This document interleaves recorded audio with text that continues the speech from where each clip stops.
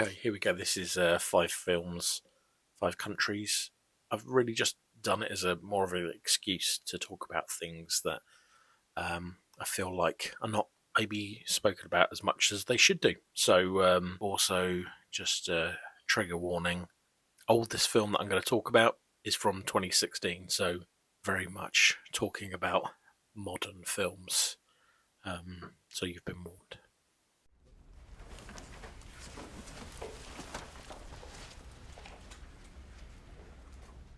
Look, we've all been rookies before. We all know what it's like. New town, new teammates. We've all been there. But you boys have shown us a lot so far. We're proud of you. And so, as is tradition, a proper Warriors welcome. Derek! Give me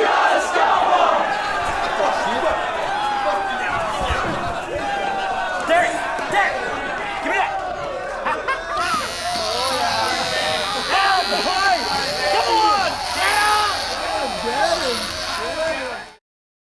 I feel like I'm almost taking the piss slightly about picking a film about ice hockey for a film that represents Canada. But Hello Destroyer it's not really about ice hockey. What it's more about is sort of, giving yourself over to institutions, and when you do the thing that you're meant to be doing for them, be through no fault of your own, something happens and you get kicked out of that institution, and they kind of just let you kind of, slowly disintegrate and don't stand by you. Which I think lots of us could apply that to different areas, about whether it's what you work for, governments and things like that. But Hello Destroyer, directed by Kevin Funk, who I don't think he's done anything since, and this film's nearly 10 years old now. Just really great solitary meditation on sort of existence and been let down by systems, and it's beautiful. It's shot by Benjamin Loeb, who went on to shoot Mandy for Panos Cosmatos and a bunch of other stuff. And just really think this is an elegant film that's kind of beautifully made.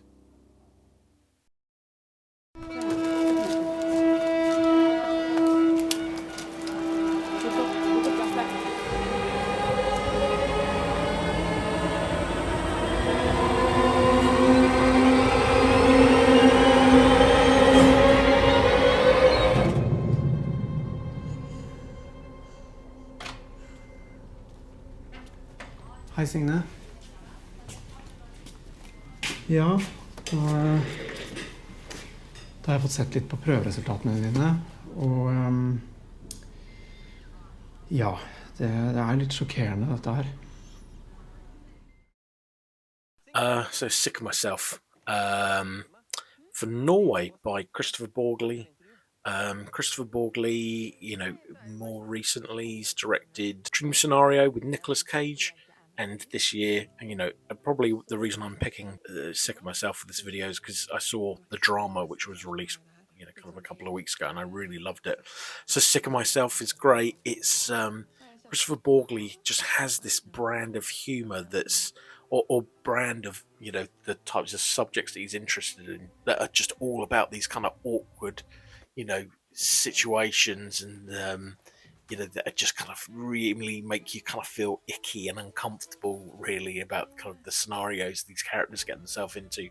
But Sick of Myself is really sort of very current for our times. It's all about people with main character energy, and how people will they think that they're such the center of their own world that they will go to sort of extraordinary lengths to get attention or sympathy.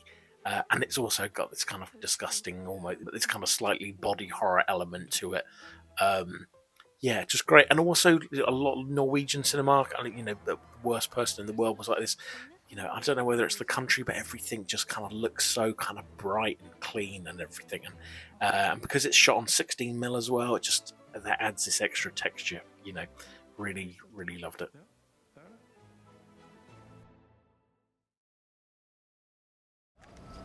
Where are you from? London. Ah. Mm-hmm. Está lejos, ¿no? Berenice. Is where you're from? No, my name is Berenice. Okay. Neil. ¿Cómo? Yeah, don't worry. Okay, this is another choice where I feel like I'm taking the piss slightly, but from Mexico, Sundown, which is predominantly in English and mostly has kind of European stars in it. But directed by, it's set in Mexico and directed by Michel Franco, Mexican director. For me, Michel Franco is 3 for 3. I've seen 3 of his films: Chronic, this, Sundown, and Memory, kind of the more recent one of his films, and they've all just totally blown me away and have been amazing. But Sundown is, it's very going into it. I think it's about a family that's on holiday, and their holiday is cut short by an emergency. But the Tim Roth character stays behind. He sort of says he's going to go with them, and then he stays behind. And what I think Michel Franco does really well, and particularly he does this really well, is you're centered on a main character, but you've got no idea of what their interior world is like. You're just kind of observing and witnessing, what they're doing, and you're kind of mystified by their decisions. You're just kept at arm's length from them all the time, even though you get to see them in these really intimate situations. You don't know what their thought process is or where they're from and what they're doing, and it just makes his work so engaging.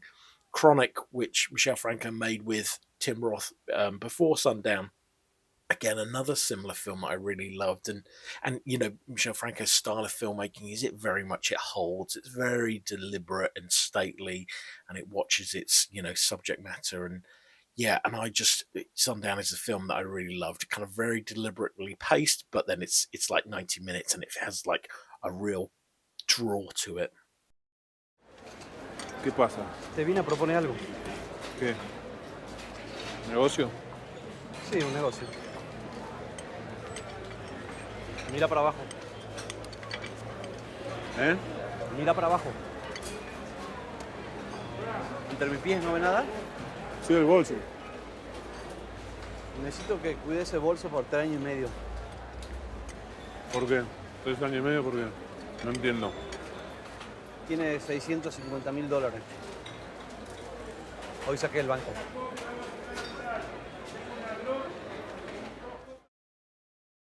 The Delinquents from Argentina.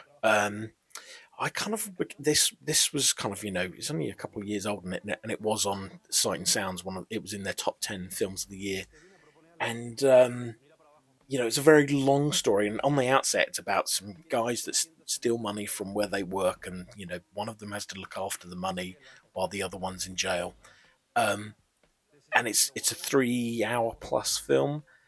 What it says on the tin is not really what it does. I think like quite a bit of Argentine cinema around the same sort of time, they've got these long run times, but they're almost slightly like these Shaggy Dog stories. The thing where it sets out and what it says it's going to do, it ends up becoming less like the rambling kind of experience, really, that takes you down all these different avenues, and it becomes a journey of where you end up is not where you thought you were going to be when you set out on it.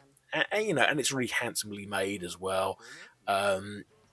It's also quite interesting because there's a character who's dual roles in this, and you kind of get an element where the narrative kind of loops back on itself at one point, and a just really interesting film. I need to see more cinema from Argentina.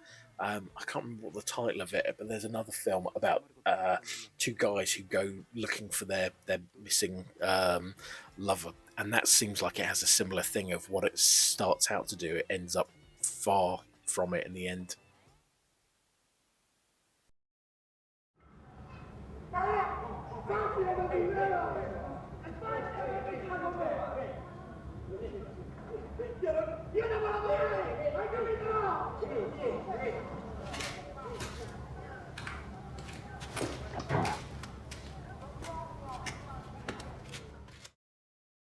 Dogman from Italy, not to be confused with the Luc Besson film Dogman, which I do have a soft spot for as well. But Dogman, this is directed by the same guy who made Gomorrah.